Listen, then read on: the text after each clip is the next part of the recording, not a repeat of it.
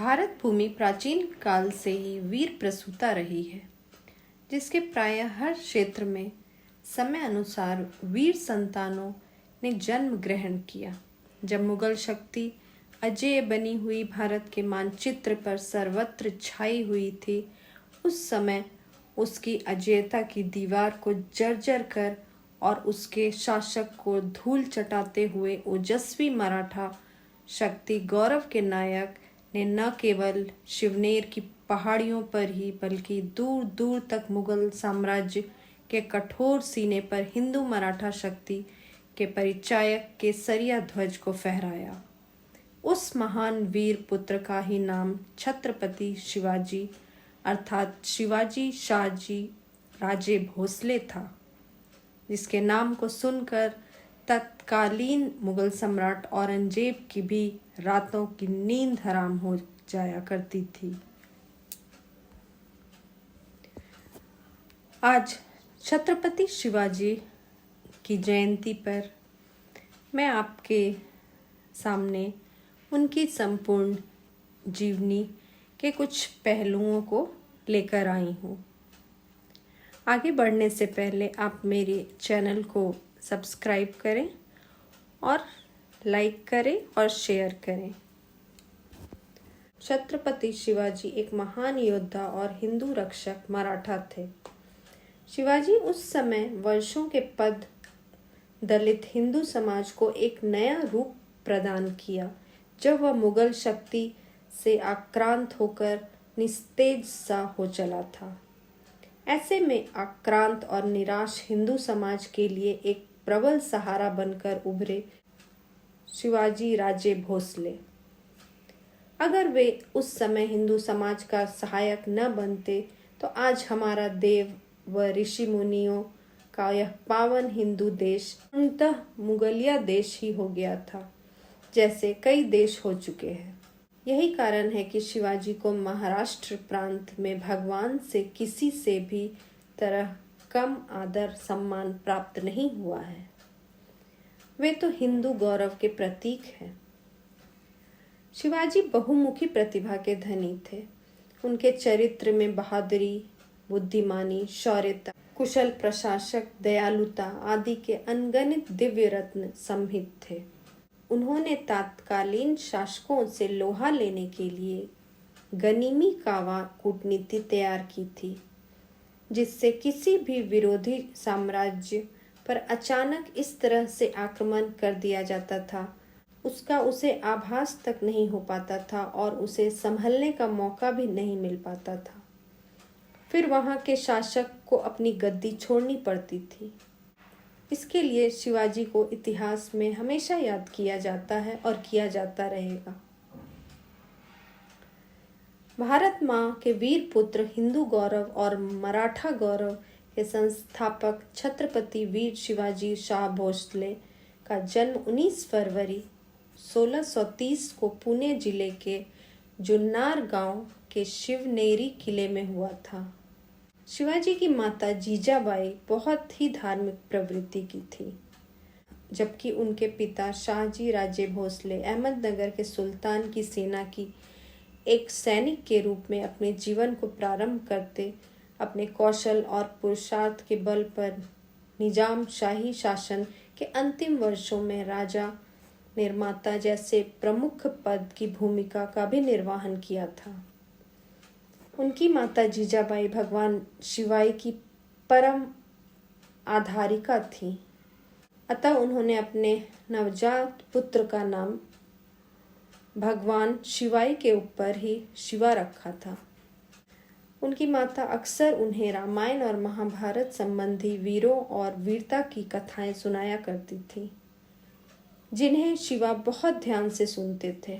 बचपन से ही यही मनन भावना कालांतर में उन्हें एक प्रबल हिंदू रक्षक के रूप में बलवंत किया और आजीवन हिंदू धर्म तथा मराठा शक्ति को अक्षुण्ण बनाए रखने के लिए प्रयत्नशील रहे।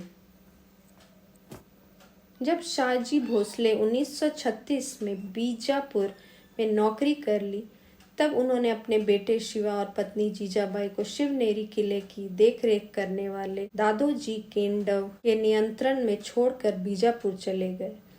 शिवाजी को हिंदू धर्म की शिक्षा और सैन्य संबंधित घुड़सवारी तथा राजनीति बारीकियों की शिक्षा गुरु दादोजी केंडेव से प्राप्त हुई थी। बेंगलोर में 12 वर्ष की अवस्था में उनका विवाह साईबाई के साथ हुआ। बचपन से ही वीरता और साहसिकता शिवाजी के रग रग में समाया हुआ था। मात्र 15 वर्ष की अल्पायु में उन्होंने बीजापुर राज्य पर धावा बोलना प्रारंभ कर दिया और एक छोटे सैन्य हमला पर तोरण किले को भी जीत लिया था। इसके बाद तो उन्होंने कोंडना और राजगढ़ किले को भी जीतकर उन पर अपना केसरिया झंडा फहराया था। शाहजी भोसले पर शिवाजी को उस्काने के संदेह में तथा शिवाजी की बढ़ती शक्ति को नियंत्रण करने के लिए बीजापुर के तत्कालीन सुल्तान ने उन्हें कैद कर लिया। लाचारी में शिवाजी को अपने पिता को सुल्तान की कैद से छुड़ाने के लिए कोंडना के किले को सुल्तान को वापस करना पड़ा था। बाद में शाहजी ने बीजापुर के सुल्तान और शिवाजी के मध्य में एक अस्थायी समझौता करा दिया, जिसके फलस्वरूप बीजापुर राज्य को छोड़कर शिवाजी को अब निश्चिंत होकर मुगल साम्राज्य के भूभागों पर आक्रमण करने का अवसर प्राप्त हो गया। सुल्तान की कैद से रिहाई के बाद शाहजी भोसले अस्वस्थ रहने लगे और 1964-65 के आसपास उनकी मृत्यु हो गई। इसके बाद शिवाजी का मराठा केसरिया विजय पताका बहुत दूर गति से पुरंदर और जवेली की हवेली पर भी फहराने लगा। शिवाजी की बढ़ती शक्ति ने दक्षिण मुगल साम्राज्य निरंतर शत विशत होने लगा, जिससे तत्कालीन मुगल सम्राट औरंगजेब भी शिवाजी से सशंकित रहने लगे। उसने 1657 में शिवाजी के विरुद्ध शाइस्ता खान के नेतृत्व में एक विशाल सेना को भेजा, जिसने पूना को अपने अधिकार में ले लिया। पर एक रात बारात के वेश में शिवाजी ने अचानक शाइस्ता खान पर हमला कर दिया। हमला इतना प्रखर था कि मुगलों के हजारों सैनिक मारे गए। शाइस्ता खान प्राण बचाकर भाग निकला, पर उसकी उंगली शिवाजी के तलवार की भेंट चढ़ गई। इसके बाद शिवाजी ने मुगल से 1664 में सूरत को भी छीन लिया और उस पर मराठा का केसरिया विजय झंडा फहरा दिया। अब तो दक्षिण में शिवाजी की शक्ति को नियंत्रित कर पाना किसी के वश में न था।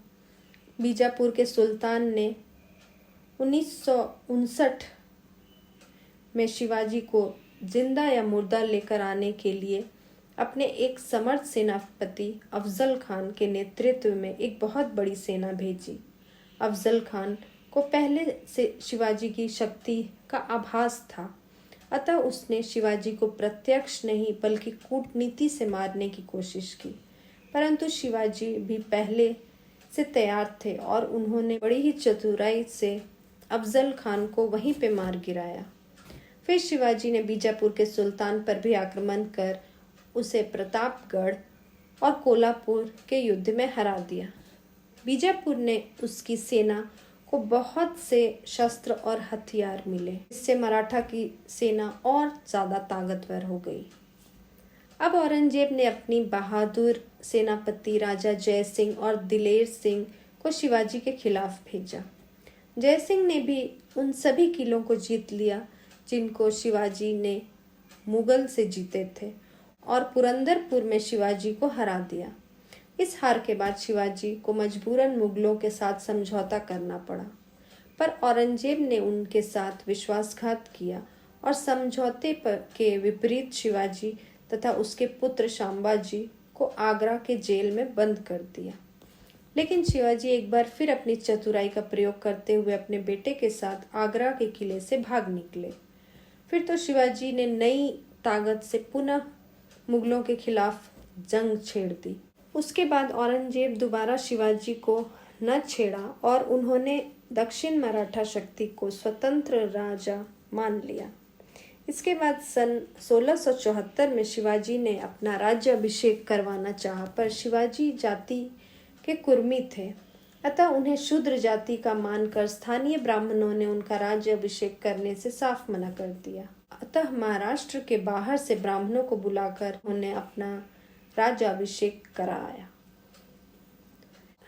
ऐसे विशेष अवसर पर उन्हें छत्रपति की उपाधि से सम्मानित किया गया, लेकिन इसके 12 दिन के बाद उनकी माता जीजाबाई का देहांत हो गया, जिसके कारण शिवाजी ने शोकावकाश के कुछ समय बाद अपना पुनः राज्याभिषेक कराया और महाराष्ट्र में हिंदू राज्य की स्थापना की। इसके स्मरण हेतु शिवाजी ने अपने नाम का सिक्का भी चलाया। शिवाजी ने अपने राष्ट्रीय ध्वज नारंगी या केसरिया रखा था, जो हिंदुत्व का प्रतीक था, जिसे उनके आध्यात्मिक गुरु समर्थ रामदास जी ने प्रदान किया था। निरंतर अत्यधिक परिश्रम के कारण उनकी तबीयत खराब होने लगी थी। लगातार 3 हफ्तों से वे तेज बुखार से पीड़ित रहे। उसके बाद अन्य दिव्यात्माओं की भांति 50 वर्ष की अल्पायु में 3 अप्रैल 1680 को हिंदुत्व के प्रबल रक्षक मराठा गौरव छत्रपति शिवाजी इस इहलोक को छोड़कर परलोक गमन किए। छत्रपति शिवाजी महाराज की जयंती मनाने की शुरुआत वर्ष 1870 में पुणे के महात्मा ज्योतिराव फूले द्वारा की गई थी। उन्होंने ही पुणे से लगभग 100 किलोमीटर दूर रायगढ़ में शिवाजी महाराज की समाधि की खोज की थी। बाद में स्वतंत्रता सेनानी बाल गंगाधर तिलक ने ब्रिटिश शासन के विरुद्ध स्वतंत्रता आंदोलन के दौरान लोगों को एक साथ लाने के लिए शिवाजी महाराज जयंती मनाने की परंपरा को आगे बढ़ाया। उनकी वीरता और उनका योगदान देशवासियों को देश और जाति हेतु हमेशा प्रेरित करता रहे। इसलिए हर साल देश भर में शिवाजी जयंती मनाई जाती है। महाराजा छत्रपति शिवाजी कभी किसी धर्म पर अत्याचार नहीं करते थे। उनके राज्य में हर धर्म के लोग आराम से रहते थे, परंतु अगर किसी को हिंदुत्व अपनाना हो तो शिवाजी खुद उनकी सहायता करते थे। इंसानों को गुलाम बनाकर तो बहुत बादशाह बन गए, गुलामों को इंसान बनाकर फकत एक ही बादशाह बना, और वह है छत्रपति शिवाजी महाराज। छत्रपति शिवाजी महाराज का मानना था कि अगर मनुष्य के पास आत्मबल है तो वह समस्त संसार पर अपने हौसले से विजय का पताका लहरा सकता है।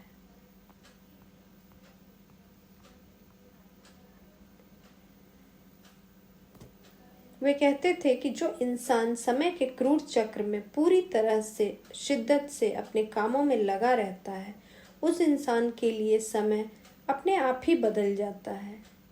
जय भवानी, जय शिवाजी। शिवाजी जयंती की हार्दिक शुभकामनाएं।